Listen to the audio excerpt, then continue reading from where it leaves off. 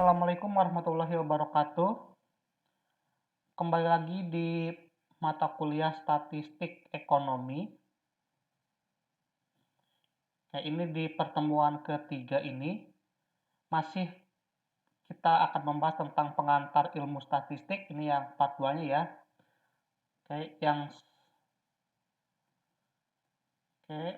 Apa aja yang akan kita bahas untuk materi kali ini, yaitu ada data, konstanta, koefisien dan variabel, skala pengukuran. Yang sebelumnya, di pertemuan sebelumnya itu kita sudah membahas tentang apa itu ilmu statistik, pengertian statistik, serta statistik deskriptif dan inferensial. Nah, untuk pertemuan hari ini, kita akan membahas tentang data, konstanta, koefisien, dan variabel itu seperti apa, serta skala pengukurannya. Kita mulai dengan data terlebih dahulu. Data adalah keterangan mengenai sesuatu yang dapat berupa kualitatif dan kuantitatif.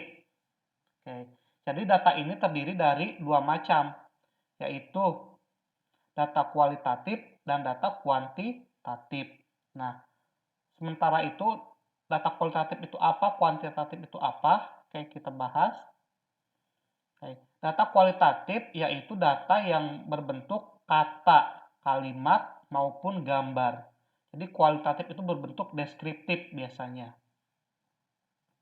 Sementara untuk kuantitatif yaitu data dalam bentuk angka. Data kualitatif itu bisa dijadikan kuantitatif, itu yang disebut dengan scoring. Jadi data kualitatif itu bisa diubah ke kuantitatif. Misalnya, jika kita mengadakan survei tentang kepuasan langganan, bisa dibuat kuantitatif dengan membuat skala.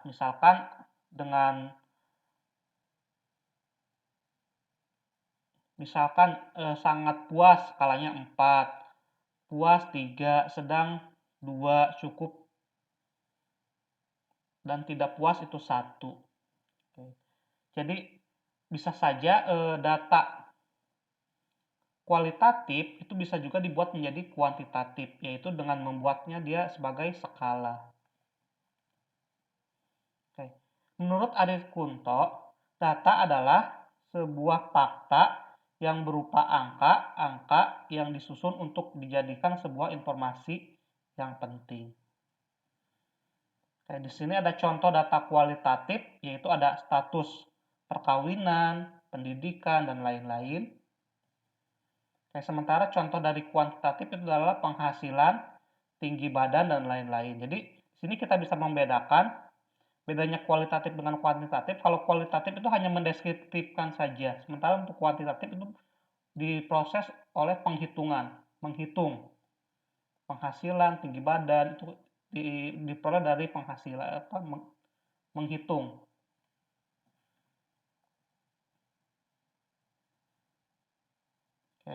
Selanjutnya, data berdasarkan cara mendapatkannya. Yang pertama itu ada data primer.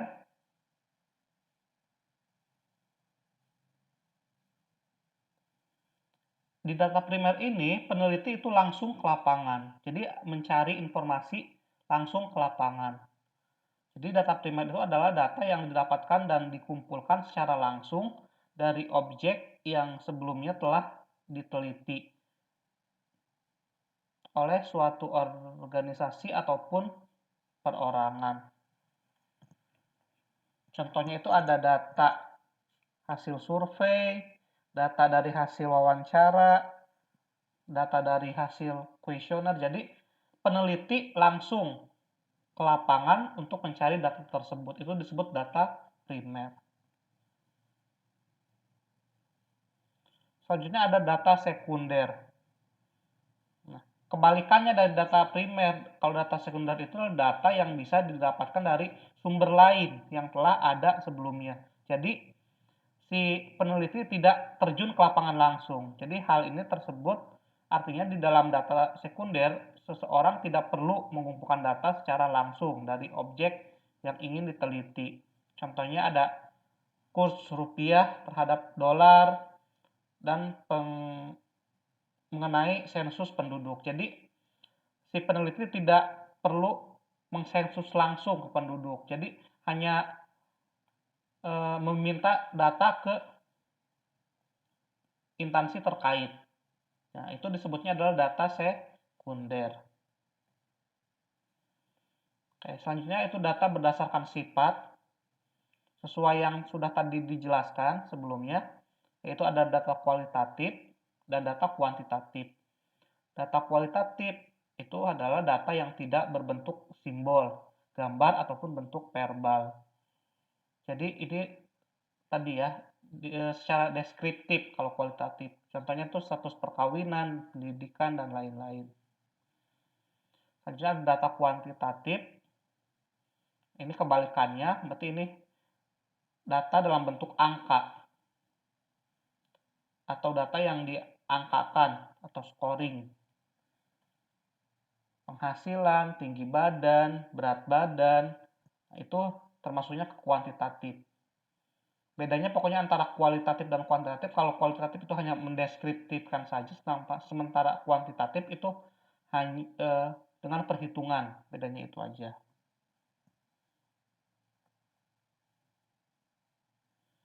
Oke, berikutnya data berdasarkan waktu pengumpulannya.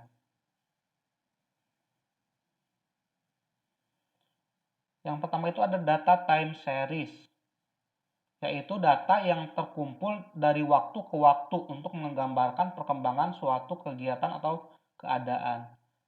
Jadi ini berjenjang. Jadi berjenjang waktunya, punya waktu sendiri gitu. Contohnya ada kurs rupiah, jumlah permintaan, dan lain-lain.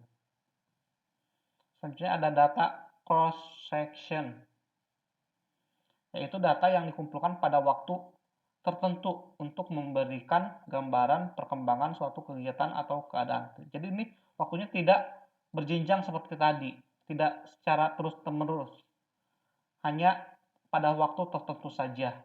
Contohnya dari data hasil ujian tahun 2022, data kepuasan nasabah, dan sebagainya. Jadi bedanya kalau time series dia berkelanjutan, sementara kalau di cross section dia hanya waktu tertentu saja.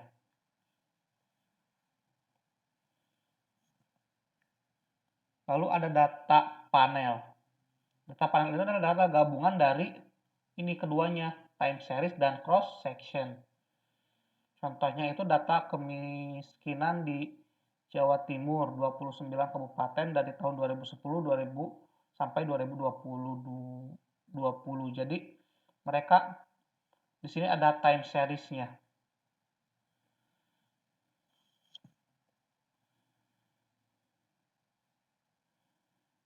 Oke, masih tentang data. Data berdasarkan level of measurable atau tingkat pengukurannya. Itu ada data nominal atau discrete, yaitu suatu data yang hanya dapat digolongkan secara terpisah. Contohnya asal daerah, jenis kelamin, dan lain-lain. Nah, data nominal ini adalah data yang paling lemah biasanya. Kemudian ada data ordinal, yaitu data yang penomoran objek atau kategori disusun menurut besaran, yaitu dari tingkat terendah ke tingkat tertinggi atau sebaliknya dengan jarak atau rentang tidak harus sama. Kayak contohnya seperti kejuaraan, ranking, peringkat, dan lain-lain. Bisa saja IPK, IP, semacam itu. Selanjutnya ada data interval atau integer, yaitu data dengan kategori yang dapat diurutkan berdasarkan suatu atribut yang memberikan informasi tentang interval antara tiap objek atau kategori sama. Contohnya itu rata-rata tinggi badan berdasarkan usia, indeks prestasi, dan lain-lain.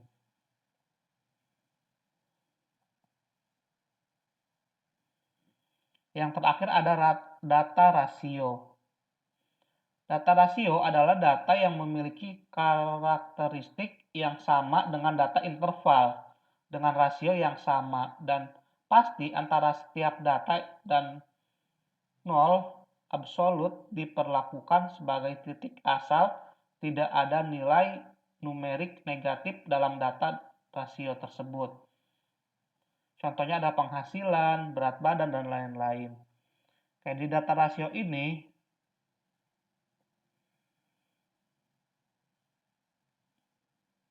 di sini dikatakan bahwa bedanya dia misalkan berat badan itu dari 0 sampai sekian. Nah, 0 ini sebagai titik absolutnya.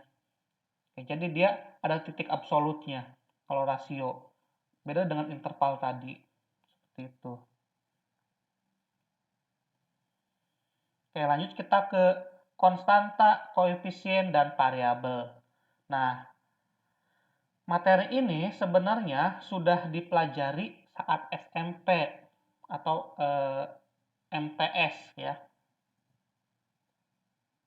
Jadi ini ada di aljabar di dalam sebuah matematika. Oke. Statistik inferensial biasanya dinyatakan dalam persamaan matematika. Oke, itu yang pertama. Suatu persamaan biasanya terdapat konstanta, koefisien, dan variabel. Ini biasanya persamaan ini adanya di aljabar biasanya. Konstanta, koefisien, dan variabel. Pernah diajarkan di SMP atau MTS, yaitu pada saat materi aljabar. Oke. Apa itu variabel? Variabel itu adalah lambang pengganti suatu bilangan yang belum diketahui nilainya dengan jelas. Jadi variabel itu yang gambarnya. Lambangnya, maaf. Lalu ada koefisien adalah faktor konstanta dari suatu suku pada bentuk aljabar. Lalu konstanta itu apa? Ya, konstanta itu adalah suatu bilangan tunggal yang nilainya tetap atau tidak berubah-ubah atau konstan. Jadi dia itu konstan. Makanya disebutnya konstanta. Kayak misalnya dalam persamaan berikut, Y sama dengan 3X ditambah 5. Kayak yang ini ya. Nah, Y sama dengan 3X ditambah 5. Mana yang disebut konstanta, mana yang disebut koefisien dan variabel. Oke. Y di sini disebut sebagai variabel dependent. Kenapa disebut variabel dependent? Karena dia konstantanya hanya 1. Oke. Ini koefisien. Koefisien itu ini ya. 3 itu sebagai koefisien. Lalu X itu sebagai variabel independent. Dan 5 itu sebagai konstanta. Oke. Jadi di sini ada variabel dependent dan variabel independent. Kenapa di sini variabel dependent? Karena dia mempunyai koefisien 1. Oke, dalam matematika 1 itu tidak usah ditulis. Karena 1 dikali berapapun pasti hasilnya akan tetap sama, gitu kan? 1 kali 5 sama dengan 5. 1 kali 7 sama dengan 7. Maka 1 kali Y ya berarti sama dengan Y. Nah, ini disebutnya variabel dependent. Nah, untuk ini, X ini adalah variabel independent. Atau yang ada pengkalinya, koefisiennya lebih dari 1. Nah, di sini ya, saya mengingat kembali tentang koefisien, konstanta, dan variabel. Ini dalam pelajaran aljabar. dalam sebuah persamaan seperti ini,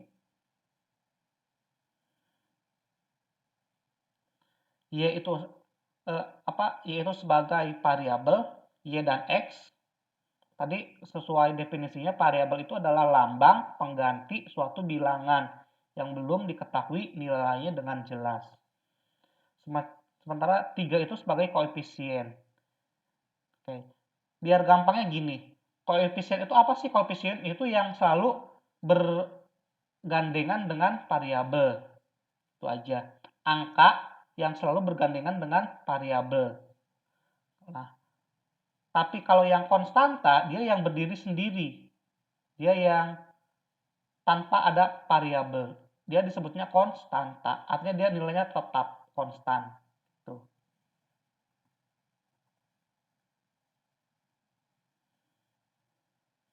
Oke, menurut Sugiono, tadi kan variabel itu ya, variabel berdasarkan matematis. Nah, sekarang variabel penelitian. Variabel penelitian itu adalah suatu atribut atau sifat atau nilai dari orang, objek, atau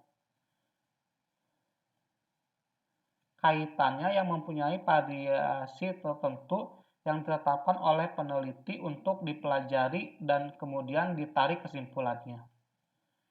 Oke. Kalau tadi variabelnya variabel dalam matematika, ini kita ke penelitian. Pada variabel penelitian juga dapat diartikan sebagai suatu yang ditetapkan peneliti dengan tujuan untuk dipelajari sehingga diperoleh informasi tentang hal tersebut dan bisa ditarik sebuah kesimpulan. Tanpa adanya variabel, penelitian tidak akan mungkin dapat melakukan sebuah penelitian.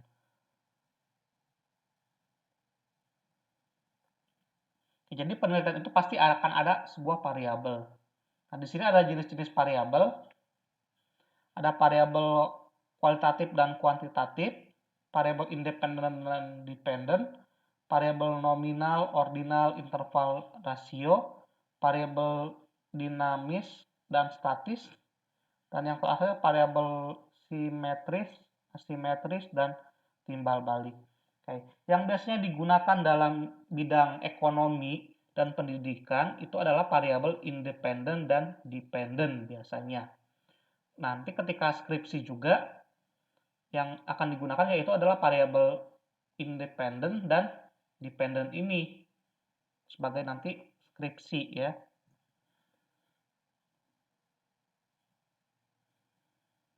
Oke, variabel ini sesuai kita bahas satu persatu. Variabel kualitatif itu merupakan variabel non-numerik yang mencakup kualitas atau karakteristik yang dapat diamati dari suatu kelompok. Sementara variabel kuantitatif merupakan variabel numerik yang dapat diekspresikan dengan nilai angka. Variabel independen adalah variabel yang mempunyai pengaruh atau menjadi penyebab terjadinya atau perubahan pada variabel lain. Sementara variabel dependen adalah variabel yang dijelaskan atau dipengaruhi oleh variabel independen. Variabel moderating itu merupakan variabel penyela di antara hubungan variabel bebas dan tak bebas. Munculnya variabel antara setelah peneliti lebih mendalami teori yang diacu. Kayak ini variabel moderating ini biasanya digunakan di analisis jalur. Ini lebih mendalam lagi ya. Kayak ada variabel intervening. Ini mempengaruhi hubungan antara variabel independen dengan variabel dependen menjadi hubungan yang tidak langsung. Ada variabel nominal, merupakan variabel untuk membedakan atau memberi label suatu subjek atau kategori dan tempat tanpa tingkatan. Ada variabel dinamis. Dan yang terakhir ada variabel statis. Oke, tadi yang sudah saya jelaskan, yang akan sering digunakan di penelitian ekonomi ataupun pendidikan biasanya itu adalah variabel independen, yang ini ya, independen dan dependent. independen itu adalah variabel yang mempunyai pengaruh atau menjadi. Jadi ini obatnya. Kalau variabel dependen itu penyakitnya. Kan biasanya suatu penyakit harus ada obatnya kan. Nah, di situ bisa dikatakan sebagai obatnya adalah independen, kalau penyakitnya itu bisa dikatakan adalah variabel dependen, seperti itu. Oke, terakhir skala pengukuran. Skala pengukuran digunakan untuk mengategorian atau mengantifikasi suatu variabel.